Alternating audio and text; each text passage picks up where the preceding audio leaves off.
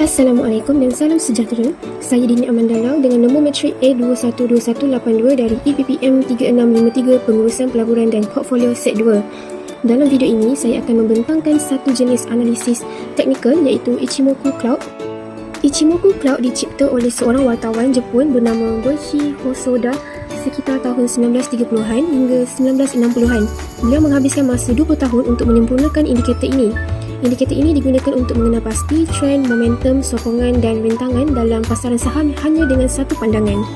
Ichimoku Cloud ada 5 komponen iaitu yang pertama Tenkan Sen atau Conversion Line, yang kedua Kijun Sen, Baseline, yang ketiga Senko Span A, yang keempat Senko Span B dan kelima Chikou Span atau dikenali sebagai Lagging Span. Ichimoku Cloud mempunyai formula masing-masing. So, yang pertama Tenkan Sen Conversion Line, formulanya adalah harga tertinggi tambah dengan harga terendah dalam tempoh 9 period, kemudian dibahagikan dengan 2. Yang kedua pula Kijun Sen atau dikenali sebagai baseline, sama seperti Tenkan Sen tetapi menggunakan tempoh 26 period. Yang ketiga pula Senko Span A pula adalah purata antara Tenkan Sen dan Kijun Sen dan kemudian diunjurkan dengan 26 period ke hadapan.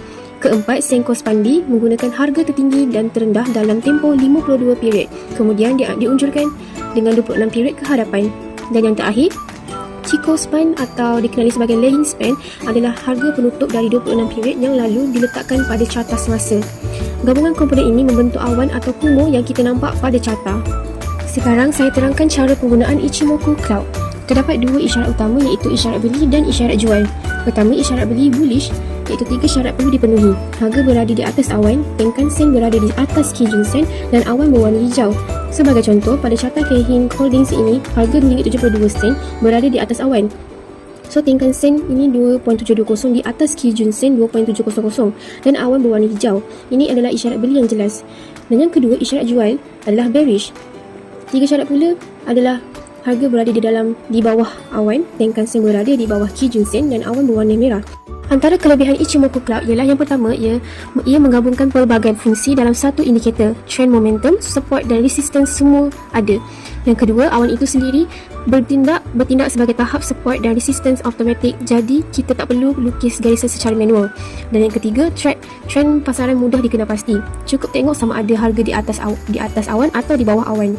Dan yang keempat, ia sesuai untuk semua time frame, sama ada daily, weekly atau monthly. Dan yang kelima, warna awan hijau atau merah memberi isyarat visual yang cepat tentang arah trend. Namun, Ichimoku Cloud juga mempunyai kekurangan, dan yang pertama, ia sukar difahami oleh pemula kerana terdapat 5 komponen berbeza dalam satu carta yang boleh mengelirukan. Dan yang kedua, isyarat palsu sering berlaku apabila pasaran bergerak secara sideways atau mendatar. Yang ketiga, isyarat Ichimoku agak lambat pada time frame rendah seperti 15 minit atau 1 jam. Keempat, ia perlu digabungkan dengan indikator lain seperti RSI atau volume untuk meningkatkan ketepatan isyarat. Dan yang terakhir, ia kompleks untuk pembelajaran awal dan memerlukan masa untuk memahami semua komponen dengan baik. Sekarang, saya kongsikan pengalaman menggunakan Ichimoku Cloud di platform MyBursa. Saya memilih saham Keihin Holdings sebagai contoh. Saya apply indikator Ichimoku Cloud dengan setting default iaitu 9, 26 dan 52. Pada carta, harga semasa adalah RM46. Saya perhatikan harga ini berada di atas awan hijau. Tenkan Sen pada 1.460 juga berada di atas Kijun Sen pada 1.435. Berdasarkan analisis Ichimoku, ini adalah isyarat beli atau bullish yang jelas. Selepas saya membuat keputusan untuk membeli, harga saham ini naik kira-kira dalam 3% dalam tempoh seminggu. Namun begitu, saya juga perhatikan bahawa apabila pasaran dalam keadaan sideways, isyarat yang diberikan kurang tepat. Jadi, saya selalu gabungkan Ichimoku Cloud ni dengan indikator RSI untuk meningkatkan keyakinan sebelum membuat sebarang keputusan pelaburan. Sebagai kesimpulan, Ichimoku Cloud ni adalah indikator analisis teknikal yang berkesan untuk mengenal pasti trend pasaran. Kelebihannya, kita dapat melihat trend, momentum, support dan resistance dalam satu indikator sahaja. Kekurangannya, ia agak kompleks untuk pemula dan kurang tepat apabila pasaran berada dalam keadaan sideways. Cadangan saya, gabungkan Ichimoku Cloud dengan indikator RSI atau volume untuk meningkatkan ketepatan isyarat. Kunci utama yang perlu diingatkan adalah harga di atas awan hijau bullish, harga di atas awan merah ialah bearish iaitu jual. Harga di dalam awan jangan buat sebarang transaksi.